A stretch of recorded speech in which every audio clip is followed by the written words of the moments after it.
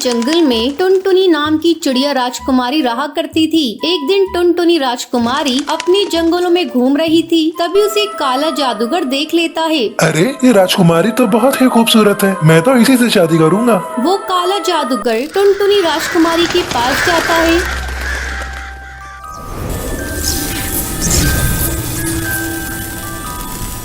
ऐ खूबसूरत राजकुमारी, मैं तुमसे विवाह करना चाहता हूँ। मैं आज ही रानी चिड़िया के पास जाकर उनसे तुम्हारा हाथ मांगूंगा। कौन हो तुम? मैं तो तुम्हें नहीं जानती और तुम्हारा चेहरा कितना भयानक है। मेरी शादी तो किसी खूबसूरत राजकुमार चिड़ा से होगी। ऐ खूबसूरत राजकुमारी चिड़िया, तुमने मुझसे विवाह करने से मना किया। तुम मुझे जानती नहीं, मैं एक जादूगर हूँ। तुम्हारी जैसी कई चिड़िया मेरी दासी हैं, तो उससे तो मैं हर हाल में शादी करके रहूंगा। जा जाकर रानी चिड़िया से कह देना मैं कल तेरा हाथ मांगने आ रहा हूँ। इतना कहकर वो काला जादूगर वहाँ से चला जाता है। टुनटुनी राजकुमारी महल आकर अपनी माँ टूनी रानी से लिपट जाती है। क्या हुआ टुनटुनी राजकुमारी, आप इतनी डरी हुई क्यों हैं? माँ, वो मुझसे विवाह करना चाहता है और वो कल आ रहा है आपसे मेरा हाथ मांगने। कौन आ रहा है? कौन आपसे विवाह करना चाहता है? आप साफ साफ मुझे बताओ, क्या हुआ, क्या बात है? आप क्या बोल रही हैं? मुझे कुछ समझ में नहीं आ रहा है। माँ, आज जंगल में जब मैं घूम रही थी तभी जादूगर मेरे पास आया था और वो मुझसे शादी करने को बोल रहा था। तुम फिक्र मत करो बेटा, मैं हूँ आपके साथ। अब आप अपने कक्ष में जाइए और जाकर आराम करें। टुनटुनी चिड़िया अपने कक्ष में चली जाती है। अगले दिन वो जादूगर टूनी रानी के महल आता है। रानी चिड़िया, मैं आपकी राजकुमारी से शादी करना चाहता हूँ। सैनिकों, गिरफ्तार कर लो इस गुस्ताख कलुए को। इसकी गुस्ताखी माफी के काबिल नहीं। इसे पकड़कर काल कोठरी में डाल दो। खबरदार रानी चिड़िया, जो तुमने मुझे गिरफ्तार करने की गुस्ताखी की तो मैं तुम्हें अभी पत्थर की मूर्त बना दूंगा। जादूगर, मैं तेरी धमकियों से डरने वाली नहीं। सैनिकों, डरो नहीं, आगे बढ़ो और इसे गिरफ्तार कर लो। जादूगर को रानी चिड़िया पर बहुत गुस्सा आता है। वो अपनी जादुई शक्तियों से रानी चिड़िया को पत्थर की मूर्त बना देता है और वहाँ से गायब हो जाता है।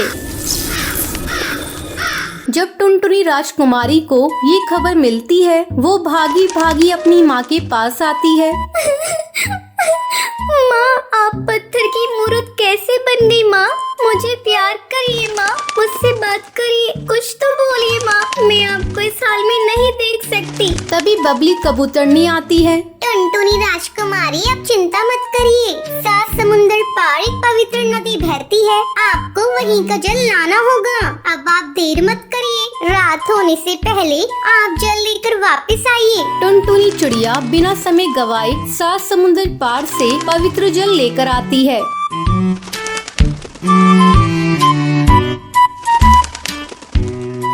टुनटुनी राजकुमारी, अब आप इस जल को अपनी माँ पर डाल दीजिए। जैसे ही वो पवित्र जल अपनी माँ पर डालती है, पत्थर बनी रानी चिड़िया अपने असली रूप में आ जाती है। फिर टुनटुनी राजकुमारी अपनी माँ के साथ खुशी खुशी रहने लगती है। आज के लकी विनर्स के नाम ये रहे आपके स्क्रीन पर। आज का सवाल ये है, काला जादूगर टूनी चिड़िया को पत्थर का क्यों बना देता है? अगर आपको पता है तो आप हमें कमेंट करके जरूर बताएं। लकी विनर के नाम कल की वीडियो में दिखाए जाएंगे। अगर आपको ये वीडियो पसंद आई हो तो इसे लाइक और ऐसी कहानियाँ देखने के लिए मेरे चैनल को सब्सक्राइब करना न भूलें।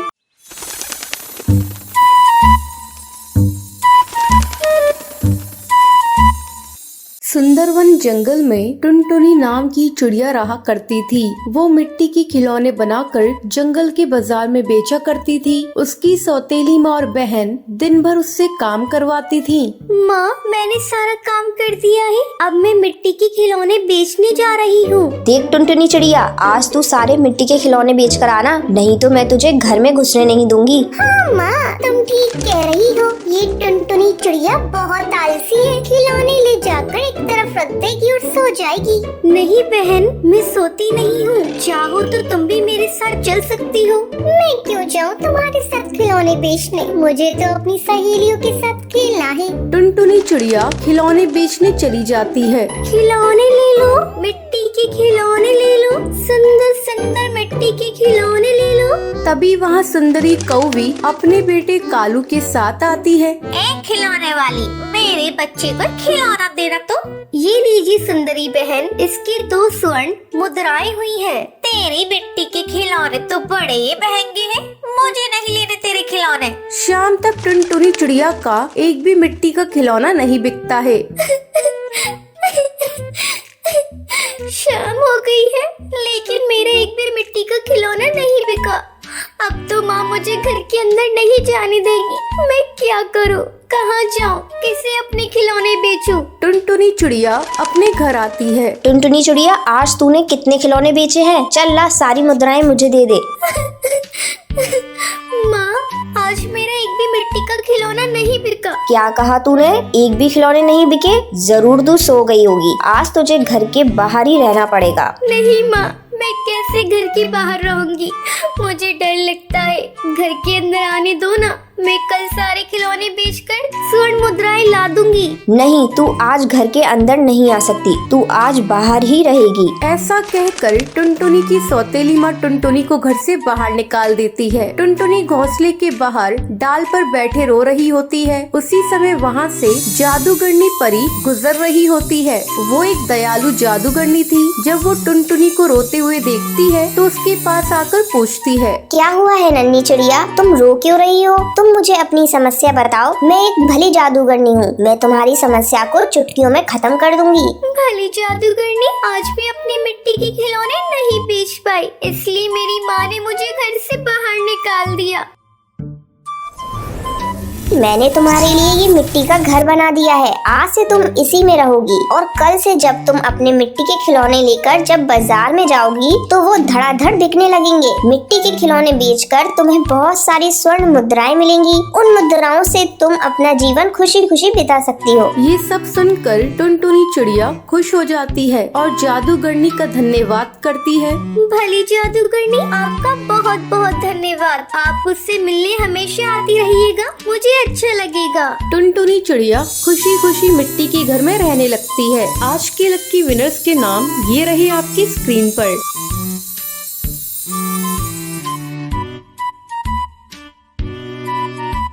आज का सवाल ये है, टुनटुनी से खिलौने खरीदने कौन आता है? कमेंट करके जरूर बताएं और लकी विनर्स के नाम कल की वीडियो में दिखाए जाएंगे।